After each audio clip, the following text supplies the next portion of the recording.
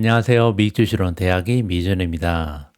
2월 17일 오늘의 미국주식 뉴스를 시작합니다. 오늘도 변함없이 미국 주식 투자의 정석을 지키고 있는 미준에 오신 것을 환영합니다. 미준 패밀리 여러분들 멋지고 편안한 주말 만끽하셨는지 모르겠습니다.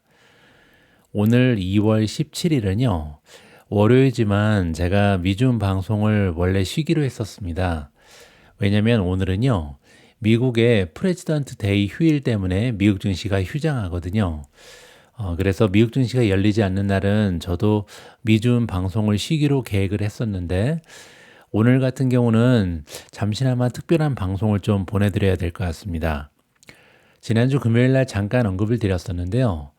미국에서는 3개월에 한 번씩 헤지 펀드들이 그들의 포트폴리오를 공개하는 13F 파일 기간이 있습니다. 그런데 지난주 금요일이 이 13F 파일의 만기일이었거든요. 그래서 굉장히 커다란 자금을 운용하는 스마트 머니들, 우리가 보통 큰손이라고 부르죠. 이 기관들이 일제히 그들의 포트폴리오를 공개했기 때문에 여기에 대한 이야기를 잠시나마 전달을 해드리는 게 좋다고 생각을 했습니다. 그래서 오늘은요, 월요일을 맞이해서 13F 파일 특집 미준 방송을 준비했습니다. 자, 그러면 2월 17일 준비된 오늘의 미국 주식 뉴스 바로 시작합니다. 제가 미준 유튜브 방송을 통해서는 제가 운영하고 있는 미준 올인원 멤버십에 대한 이야기를 많이 하지 않고 있는데요. 오늘은 오래간만에 제가 유료 멤버십을 통해서 어떤 컨텐츠를 제공하고 있는지 잠시 소개해 드릴 수 있도록 하겠습니다. 가장 먼저 미준 특별 컨텐츠라는 게 있는데요. 미준 특별 컨텐츠를 통해서는 제가 개인적으로 가지고 있는 투자 철학이라든지 투자 전략을 정리해서 구독하고 계신 멤버분들께 공유해드리고 있습니다. 두 번째, 떴다 오미주가 있는데요. 지금까지 무려 2,400개가 넘는 아티클을 공유했습니다. 떴다 오미주에서는요, 제가 가급적이면 대한민국에서 가장 먼저 중요한 종목에 대한 뉴스라든지 미국 증시에 대한 전반적인 상황을 정리해서 한글 기사로 전달해 드리고 있습니다. 세 번째는 미국 증시 전망인데요. 이 코너에서는 말 그대로 시장의 전문가들이 제시하고 있는 미국 증시에 대한 전망에 관련된 글을 정리해서 여러분들께 보내드리고 있습니다. 네 번째, 오늘의 미국 주식 영상은요. 주로 CNBC 같은 뉴스를 보시면 많은 전문가들 그리고 기업의 CEO들이 등장을 하잖아요. 예전에는 자막 작업을 해서 여러분들께 공유해 드렸었는데 이제는 AI의 도움을 받아서 더빙 작업을 해서 이러한 뉴스 기사들을 여러분들께서 직접 시청하실 수 있도록 영상으로 엮어서 보내드리고 있습니다. 자, 다음에는 오늘의 미국 주식 분석인데요. 오늘의 미국 주식 분석에서는 시킹알파 등에 보시면 이제 종목을 분석하는 굉장히 장문의 보고서가 많이 올라오거든요. 대체적으로 A4 용지로 10장 이상 분량이 되는 기사가 굉장히 많습니다. 그래서 제가 방송을 통해서는 여러분들과 공유하기 굉장히 어려운 부분이 있는데요. 이렇게 굉장히 디테일하게 자세하게 종목을 분석한 기사들 역시도 올인원 멤버분들께는 한글로 번역해서 계속해서 하루에 몇 개씩 공유를 해드리고 있습니다. 그 밖에도 굉장히 다양한 코너가 준비되어 있는데요. 오늘은 그 중에서도 스마트 머니 포트폴리오 엿보기 특집으로 여러분들과 시간을 보내볼까 합니다. 스마트 머니 포트폴리오 엿보기는 두 가지 부분으로 구성이 되어 있는데요. 첫 번째는 우리가 큰손이라고 얘기하는 헤지펀드 중에서도요, 굉장히 유명한 대가들이 있잖아요. 과연 이 대가들은 지난 분기에 어떤 주식을 사고 팔았는지, 어떤 주식을 보유하고 있는지 여기에 관련된 기사를 전달해 드리고 있고요. 두 번째 부분은요, 이러한 13F 파일을 분석해 본 결과 우리가 관심을 가지고 있는 미준 탑픽에 대해서 과연 지난 분기에 헤지펀드들은 이 주식을 추가로 매수했는지 아니면 매도량이 더 많았는지 전반적인 시장의 움직임을 깔끔하게 전달해 드리고 있습니다. 자, 그래서 오늘은요, 스마트 머니 포트폴리오에 들어가 있는 여러 가지 컨텐츠 중에 여러분들께서 가장 관심을 가지실 만한 기사들만 골라서 전달을 해 드리도록 하겠습니다. 자, 지금 화면에 나와 있는 것처럼 13F 파일 제출 기간에는요, 우리가 대가라고 부르는 위대한 투자자들의 포트폴리오를 우리가 엿볼 수 있는 소중한 기회가 많이 됩니다. 하지만 그럼에도 불구하고 한 가지 기후에서 말씀드리면요, 어디까지나 이들의 포트폴리오가 공개된 것은 12월 31일 기준입니다. 따라서 벌써 한 달 반 이상이 지났기 때문에 그 사이에 어떤 변화가 있는지는 반영되지 않는다. 이 부분을 참고하면서 살펴보시면 좋을 것 같습니다. 특히 이번 13F 파일은 굉장히 흥미로운데요. 왜냐하면 지난 4분기에는요, 미국의 대통령이 선정이 됐죠. 트럼프가 대통령이 됐잖아요. 그래서 과연 이러한 대가들은 트럼프가 대통령이 된 것을 확인하고 포트폴리오에 어떠한 변화를 주었는지 이 부분에 집중하면서 살펴보면 조금 더 재미가 있을 것 같습니다. 자, 그러면 가장 먼저 아마 이분의 포트폴리오를 여러분들께서 가장 궁금해 하실 것 같습니다. 30년간 단 한 번도 마이너스 수익을 보인 적이 없는 전설의 투자자 스탠리 드렁켄밀러는요, 과연 어떤 포트폴리오 구성을 하고 있는지 이 기사를 통해서 확인해 보도록 하겠습니다. 기사의 제목을 보니까요, 스탠리 드렁켄밀러가 미주원 탑픽 중에 하나인 브로드컴을 팔아버렸습니다. 그리고 나서 새롭게 편입한 메가테크 기업이 하나 있는 것으로 나와 있는데요, 굉장히 궁금합니다. 일단 억만장자 투자자 스탠리 드렁켄밀러는요, 4분기에 항공사 주식 3종을 포함해서 여러 가지 새로운 주식의 포지션을 열었다고 나와 있습니다. 그래서 드렁켄밀러가 운영하고 있는 듀켄의 패밀리 오피스의 포트폴리오를 보니까요. 2024년 마지막 3개월 동안 10월, 11월, 12월 3개월 동안 아메리칸 항공, 델타 항공, 유나이티드 항공 이렇게 3개의 항공사를 일제히 포지션에 추가했습니다. 아마 이분이 보기에는 항공사 주식이 앞으로 달릴 것이다 이렇게 생각을 한 것으로 우리가 이해해 볼 수가 있고요. 또한 듀켄의 패밀리 오피스는요, 거대 기술 기업인 아마존 그리고 엔터테인먼트 기업인 워너브라더스 디스커버리의 지분을 매입했다라는 소식입니다. 따라서 드렁켄밀러가 브로드컴을 팔고 새롭게 편입한 메가테크 기업은 아마존이라는 것을 확인해 볼 수가 있죠. 이 주식들의 가치는 각각 아마존은 7,200만 달러를 투여했고요. 엔터테인먼트 기업인 워너브라더즈는 4,920만 달러를 매수한 것으로 확인이 됩니다. 듀케네가 가장 많이 보유한 주식은 2024년 12월 31일 기준으로 유전자 검사 회사인 나테라를 가장 많이 보유하고 있고요. 듀케네는 또한 현재 네 번째로 큰 지분을 보유한 테바 파마스티칼의 지분을 늘렸다고 나와 있습니다. 따라서 헬스케어 종목에 관심이 많구나라는 것을 우리가 엿볼 수가 있는 거죠. 반면 드루켄밀러의 주목할 만한 매각 사례는요, 단연 브로드컴입니다. 대표적인 인공지능 수혜주인 브로드컴은요, 듀켄의 오피스가 3분기 말에 4,100만 달러 이상의 가치를 보유하고 있었거든요. 그런데 4분기 말에 보니까 이 칩 주식의 포지션을 완전히 청산했다는 것을 확인해 볼 수가 있겠습니다. 자, 정리해 보겠습니다. 4분기에 스탠리 드렁켄밀러가 가장 많이 매수한 5종목은요. 첫 번째가 테바죠. 테바 파마스칼의 주식을 4.45% 증가시킨 것으로 나와 있는데요. 이건 뭐냐면 원래 가지고 있는 비중을 4.45% 올렸다는 것이 아니고요. 전체 운용하고 있는 자금 중에 4.45%가 추가적으로 TEVA에 들어갔다. 이런 식으로 이해가 가능합니다. 두 번째는 유나이티드 에어라인이 2.72% 추가적인 자금이 올라갔고요.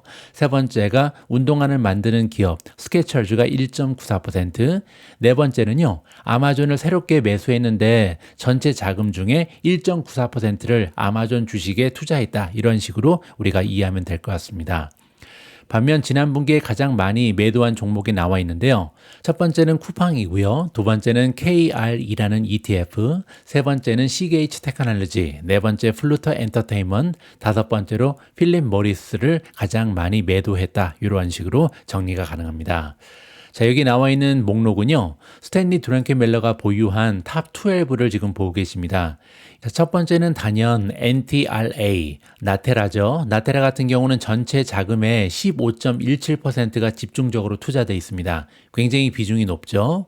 자, 두 번째는 COHR이 두 번째 7.18%를 담당하고 있고요. 그리고 네 번째는 TEVA, 테바 파마스티칼인데요. 보시는 것처럼 지난 분기에 비해서 비중이 530% 이상 증가했습니다. 다섯 번째는 쿠팡입니다. 쿠팡은요, 아까 보신 것처럼 비중을 23.88% 감소시켰는데요. 그럼에도 불구하고 아직까지는 다섯 번째로 많은 투자 자금이 들어가 있습니다. 그 밖에도 7위를 보시면 CGH가 나오고요. 9위에 지금 메르카도 리브레 우리가 알만한 종목이 나오고요. 11위에 아마존이 랭크가 되어 있다. 이러한 식으로 마무리가 가능합니다. 자, 그리고 우리가 스탠리 드랭키 밀러의 성적도 잠깐 살펴보면 좋을 것 같은데요. 지난 3년간 연간 수익률이 22%를 찍고 있습니다. 따라서 우리가 스탠리 드랭크 밀러의 포트폴리오를 그대로 따라 했다면 매년 22%가 넘어가는 훌륭한 수익률을 올릴 수 있었다. 그리고 3년 종합적으로 81%나 투자 자금이 올라갈 수 있었다. 이러한 식으로 마무리가 가능할 것 같습니다. 우리가 두 번째로 살펴볼 포트폴리오는요, 유명한 억만장자 댄 롭의 포트폴리오입니다. 댄 롭은 마이크로소프트, 아마존을 팔아서 모으고 있는 메가테크 기업이 따로 있는 것 같은데요. 과연 댄 롭이 꽂힌 메가테크 기업은 어떤 이름인지 직접 한번 확인을 해 보시죠. 댄 롭이 운영하고 있는 더드포인트는요, 작년 4분기에 플러터 엔터테인먼트와 메타 플랫폼에 수천만 달러를 투자했다라고 정리해주고 있습니다. 굉장히 흥미로운 부분은요, 앞에서 우리가 스탠리 드루켄밀러는 플러터 엔터테인먼트를 팔았잖아요. 근데 오히려 또 다른 대가인 댄 롭은 이 주식을 사고 있다. 상반된 모습을 보여주고 있습니다. 그리고 또 하나, 댄 롭이 마소, 아마존을 팔아서 모으고 있는 메가테크 기업은 메타 플랫폼인 것으로 밝혀져 있고요. 헤지펀드 매니저이자 유명한 투자자인 댄 롭은요, 9,100만 달러 상당의 플러터 주식을 매입했고요. 이는 70% 이상 지분을 늘린 셈입니다. 그리고 이러한 움직임으로 스포츠 베팅 주식, 즉 플러터 엔터테인먼트는 현재 2,250만 달러에 달하는 펀드 10위 안에 들어섰다. 이렇게 보시면 되고요. 댄 롭의 베팅이 성공을 거두면서 플러터 엔터테인먼트의 주가는 4분기에 거의 9%나 급등했고요. 2025년 주가는 이미 15% 이상 상승했습니다. 따라서 이번에 플러터 엔터테인먼트는 스탠리 드루크밀러가 오히려 댄 롭한테 좀 밀렸다. 왜냐하면 파는 게 잘못된 결정이었다는 것이 밝혀지고 있죠. 그리고 금요일 섹션에서 이 주식은요, 사상 최고치를 기록하면서 마감이 되고 있습니다. 댄 롭은 또한 페이스북 모회사인 메타 플랫폼즈의 지분을 크게 늘렸는데요. 메타 지분을 22% 이상, 즉 금액으로 7,040만 달러 이상 늘리면서 이제 보유 주식이 3억 8,900만 달러를 넘어섰다라고 합니다. 메타는 현재 이 펀드의 네 번째로 큰 비중을 차지하고 있고요. 인사이더 스코어에 따르면 이번 분기에 순매수를 기록한 상위 5개 기업 중에 유일한 종목이 바로 메타다. 따라서 메타에 대해서 굉장히 좋게 보는구나 하는 것을 우리가 눈치채 볼 수가 있죠. 이러한 움직임은요, 2024년 3분기 동안 메타의 지분을 50% 이상 줄였던 댄 롭의 전환점이다. 자, 그러니까 불과 3개월 전만 해도 메타에 대해서 긍정적인 전망을 가지고 있지 않았던 투자자가 바로 댄 롭이거든요. 그런데 그 사이에 많은 생각이 바뀐 거죠. 메타는 4분기에 2%가 조금 넘는 상승폭을 기록하며 8분기 연속 상승세를 이어나가고 있고요. 그리고 또한 새해 들어서 25% 이상 급등했습니다. 그리고 이는 댄 롭의 대규모 매입 이후에 나온 좋은 소식이다. 따라서 댄 롭이 최근에 굉장히 좀 촉이 좋구나. 이 점을 우리가 확인해 볼 수가 있는 거죠. 참고로 메타 주식은요, 금요일 현재 20거래일 연속 상승 중입니다. 정말 이 기록이 언제까지 이어질지 많은 투자자의 관심을 받고 있는 상황이고요. 물론 2024년 마지막 분기에 모든 기술 주식이 사랑받은 것은 아니다. 왜냐면요, 댄 롭은 마이크로소프트 지분에서 31%를 줄였고요. 아마존 지분에서는 7%를 매각했다는 것을 이번 13F 파일을 통해서 확인해 볼 수가 있었습니다. 자, 그러면 댄 롭이 운영하고 있는 더드포인트의 탑 10 주식을 살펴보도록 하겠습니다. 여기 보시는 것처럼 1위, 2위, 3위 세 가지의 주식은 모두 비중이 줄었는데요. 그 중에서도 아마존이 2위에 아직까지는 랭크가 되어 있습니다. 6.76% 비중이 줄었지만 아직까지는 전체 자금의 10.14%를 아마존이 담당하고 있는 것으로 확인이 되고요. 자, 그리고 메타가 4위에 올랐는데요. 22.02% 보유 비중이 증가했습니다. 5위 역시도 미존 탑픽이죠. TSMC가 전체 자금의 4.71%를 차지하고 있고요. 자, 그리고 그 아래쪽에 마이크로소프트가 나옵니다. 31.03% 보유 비중을 감소시켰지만 아직까지는 전체 자금의 3.39%를 담당하면서 8위에 랭크가 되어 있다는 것을 확인해 볼 수가 있고요. 그리고 기사에 등장했던 플러터 엔터테인먼트는 이 주식의 비중은 무려 70.59%나 상승했다는 것을 확인해 볼 수가 있겠습니다.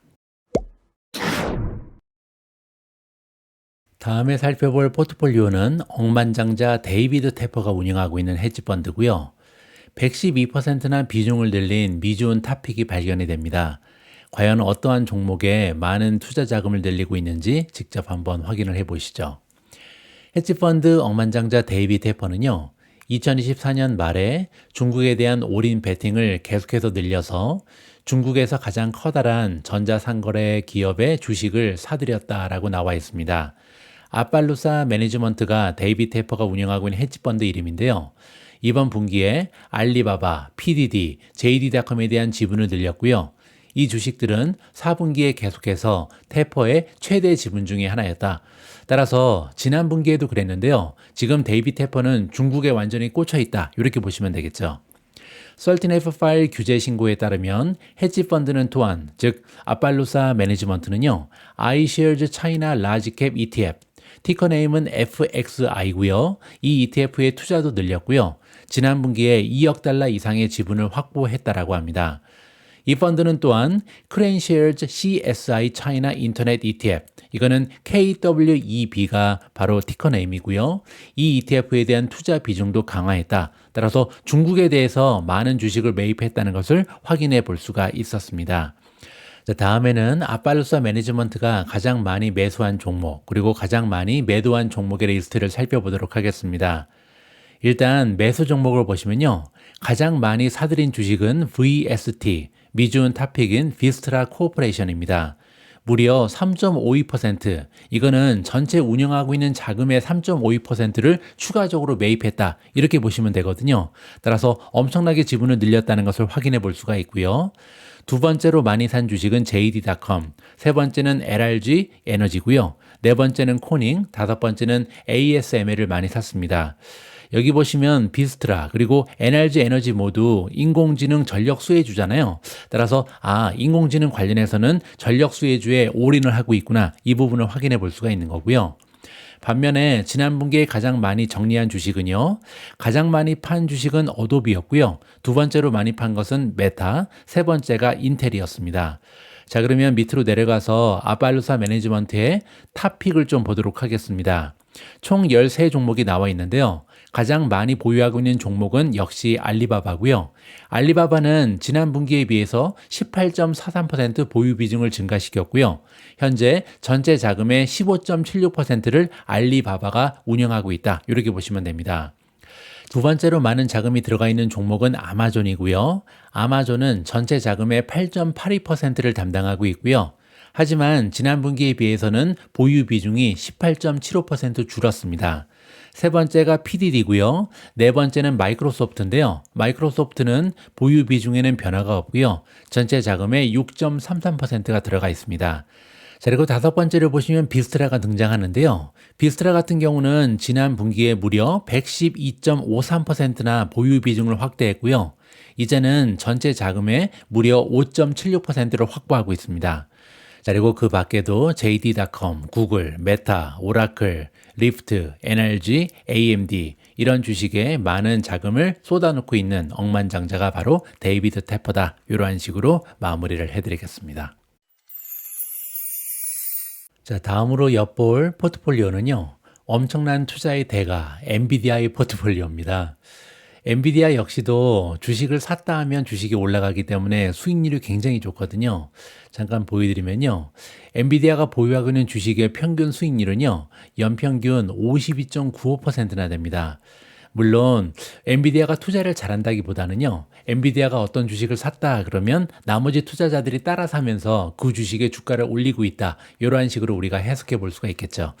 자, 어쨌든 이러한 이유 때문에 엔비디아의 포트폴리오에는요, 많은 투자자들의 관심이 집중됩니다. 과연 이번에 제출된 13F 파일에 어떤 투자 종목이 기술되어 있는지 직접 한번 확인해 보시죠. 칩 제조업체 엔비디아가 지난 분기에 중국의 자율주행 스타트업인 위라이드에 지분을 투자했다고 공시하면서 이 주식의 주가가 급등했습니다.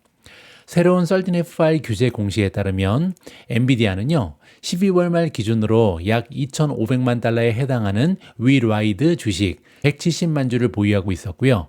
이 소식에 위라이드의 주가는 금요일 날 83% 이상 폭등해 버렸습니다. 위라이드는요, 로보택시, 미니버스, 위생 운송 차량을 위한 자율주행 기술을 개발하는 기업이고요. 2017년에 실리콘밸리에서 설립되어 케이맨 제도의 법인을 설립한 이후 2019년 중국의 광저우에서 로보택시 서비스를 시작했다라고 보시면 됩니다. 그리고 이 중국 회사는 10월 달에 나스닥에 상장을 했고요. 엔비디아의 제출 자료에는 또 하나의 기업이 보이는데요. 인공지능 인프라 회사인 네비우스 그룹, 티커는 NBIS인데요. NBIS에 대한 3,300만 달러 규모의 신규 지분도 포함이 되어 있습니다. 이 소식에 이 회사의 주가는 금요일 날 7% 이상 급등했고요. 자, 그리고 한편 엔비디아는요, 지난 분기에 영국의 칩 회사 암홀딩즈에 대한 지분을 44% 줄였고요. 하지만 아직까지는 1억 3,600만 달러에 해당하는 지분을 보유하고 있기 때문에 아직도 최대 지분 보유 회사는 암이다, 이렇게 보시면 됩니다. 그리고 또한 이 거대 기술 기업은요, 지난 분기에 서브 로보틱스, 사운드 하운드 AI, 그리고 나노 X 이미징 등 몇몇 회사의 주식을 모두 매각해버렸습니다. 그 여파로 인해서 서브 로보틱스의 주가는 금요일에 40% 가까이 급락했고요. 사운드 하운드 AI 주가는 28%나 하락해버렸습니다. 자, 미주온의 한마디로 좀 마무리를 해드리도록 하겠습니다. 금요일에 발표된 엔비디아의 설틴F 파일에 따르면요, 엔비디아가 인공지능 인프라 회사인 네비우스 그룹, NBIS에 대한 투자를 새롭게 시작한 것으로 파악이 되는데요. 이 기업은 때마침 제가 개인적으로 많은 관심을 가지고 있었던 인공지능 수혜주 중에 하나입니다. 그래서 조금 있다가 별도의 포스팅을 통해서 이 기업에 대해서 자세한 정보를 좀 전달해 드리도록 하겠습니다. 여기 나와 있고요. 자, 그리고 또한 사운드 하운드 AI가 28.1%나 폭락했는데요. 다시 한번 모멘텀 투자의 중요성을 새삼 느끼게 됐습니다. 자, 이게 무슨 얘기냐면요. 사운드 하운드 AI 주가 흐름을 보시면요. 불과 52여일 전인 12월 26일 24.98달러를 찍으면서 최고점을 찍었는데요. 그리고 나서 폭락 직전인 2월 13일 목요일까지 이미 37% 이상 주가가 하락한 상황이었습니다. 자, 그런데 여기에 굉장히 이상한 점이 하나 있잖아요. 왜냐하면 우리가 잘 알고 있는 것처럼 다른 AI 애플리케이션 수혜주들은요, 같은 기간 동안 대부분의 주식이 엄청난 급등 추세를 보였습니다. 따라서 대부분의 AI 애플리케이션 주식은 막 달리고 있는데 사운드하운드 AI 혼자 떨어졌거든요. 제가 몇 달 전에도 비슷한 말씀을 드린 적이 있는데요. 별다른 이유 없이 홀로 떨어지는 종목은요, 조심할 필요가 있을 것 같습니다. 왜냐면 이번에 사운드하운드 AI 주식 역시 AI 애플리케이션 붐으로 인해서 주가가 떨어질 이유가 없었거든요. 그럼에도 불구하고 홀로 최악의 모멘텀을 보이고 있었던 주식이 바로 사운드하운드 AI였습니다. 따라서 우리 투자자 입장에서는요, 이렇게 혼자 떨어지는 주식은 절대 물타기 하면 안 된다. 제가 물타기와 줍줍의 차이를 여러 번에 걸쳐서 말씀드렸잖아요. 다른 주식은 다 올라가고 있는데 혼자 떨어지는 주식은요, 절대 사면 안 됩니다. 그리고 그렇게 하면 안 되는 이유를 이번에 사운드 하운드 AI가 다시 한번 증명해 줬다라고 저는 개인적으로 판단하고 있습니다. 자, 앞에서 말씀드린 것처럼 스마트 머니 포트폴리오 엿보기 시리즈에는 두 가지의 컨텐츠가 들어가 있는데요. 두 번째 컨텐츠는요, 이렇게 제출된 설틴F 파일을 다 모아서 분석해 본 결과 각 종목에 대해서 지금 헤지펀드는 어떠한 센티먼트를 보이고 있는지 이 부분을 우리가 직접 확인해 볼 수가 있습니다. 자, 그래서 여기 나와 있는 것처럼 20종목이 넘는 미주온 탑픽에 대해서 일일이 하나하나 분석을 좀 해봤는데요. 자, 이번에는 이 많은 주식 중에 한두 가지를 골라서 좀 센티먼트를 확인해 보도록 하겠습니다. 첫 번째는 테슬라입니다. 과연 지난 4분기에 헤지펀드들은 테슬라 주식을 팔았을까 아니면 더 샀을까, 이 부분에 대한 분석이라고 보시면 되고요. 자, 가장 위쪽에는요, Number of Hedge Fund Holding 테슬라가 나옵니다. 지난 분기 3분기 말에 보시면 460곳의 헤지펀드가 테슬라 주식을 들고 있었는데요. 이 수치가 506곳으로 늘었습니다. 따라서 테슬라에 투자하고 있는 헤지펀드의 수가 10%나 증가를 한 거죠. 이 부분은 굉장히 긍정적이고요. 두 번째를 보시면 Number of Hedge Funds with Big Stake라고 나와 있는데요. 여기 나와 있는 Big Stake는 전체 운영하고 있는 자금 중에 5% 이상을 테슬라에 집중 투자하는 헤지펀드의 수를 얘기합니다. 지난 분기에는 19곳이었고요. 이번 분기에는 23곳으로 21% 이상 증가했습니다. 그리고 세 번째는요, Number of hedge funds with medium stake인데요.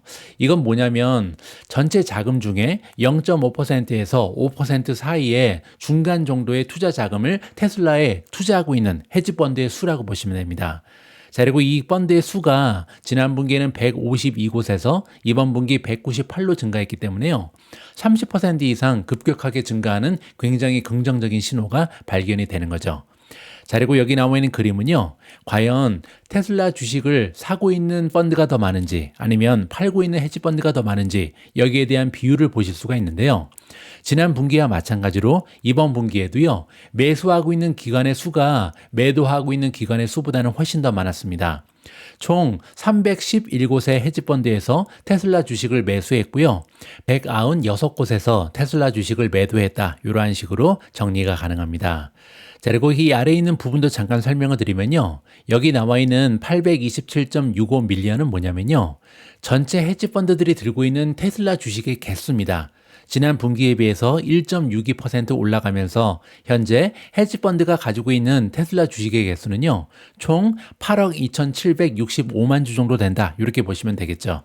자, 그리고 포트폴리오 랭킹이 나오는데요. 지난 분기에는 포트폴리오 평균 순위가 102위 정도 됐었는데요. 이번에는 78.79위로 무려 23.2% 위로 상승했다. 이렇게 보시면 됩니다.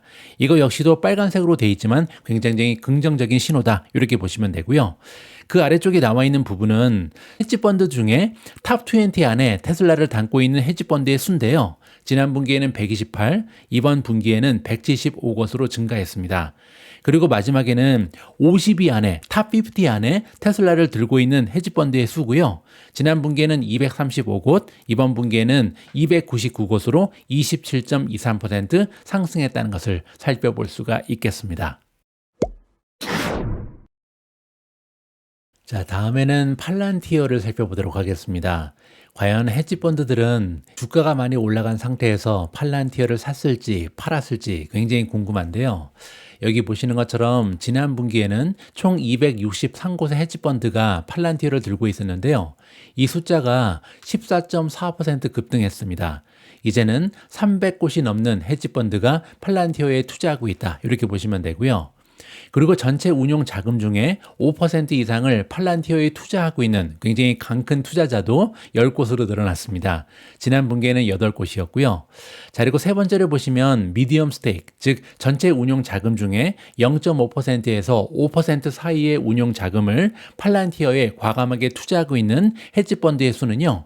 지난 분기에는 38곳, 이번 분기에는 48곳으로 26% 이상 증가했습니다. 자, 그리고 지난 분기에 팔란티어 주식을 산 헤지펀드의 수는 185곳이었고요. 팔란티어를 매도한 헤지펀드의 수는 125곳에 불과했습니다. 따라서 매수하고 있는 기관의 수가 매도 기관의 수보다는 48%나 더 많다. 따라서 굉장히 긍정적인 센티먼트가 발견이 되는 거죠. 자, 그리고 밑으로 내려가서 조금 더 보시면요. 기관이 들고 있는, 헤지펀드가 들고 있는 팔란티어 주식의 개수는요. 669.34 밀리언으로 다소 감소했습니다. 하지만 그럼에도 불구하고 팔란티어 주식의 헤지펀드 사이에서의 랭킹은요. 257위에서 181위로 굉장히 많은 폭으로 상승했고요. 자, 그리고 탑 20 안에 팔란티어를 담고 있는 굉장히 간이 큰 헤지펀드의 수도요. 30곳에서 35곳으로 굉장히 많이 증가했습니다. 자, 따라서 전반적인 분위기가 헤지펀드들이 그동안 좀 멀리했던 팔란티어 주식을 많이 매수하는 분위기였다. 이러한 식으로 마무리가 가능할 것 같습니다. 자, 마지막으로 하나만 더 보도록 하겠습니다. 이번에는 앱 러빈인데요. 팔란티어와 마찬가지로 앱 러빈의 주가도 지난 1년간 굉장히 많이 상승했잖아요.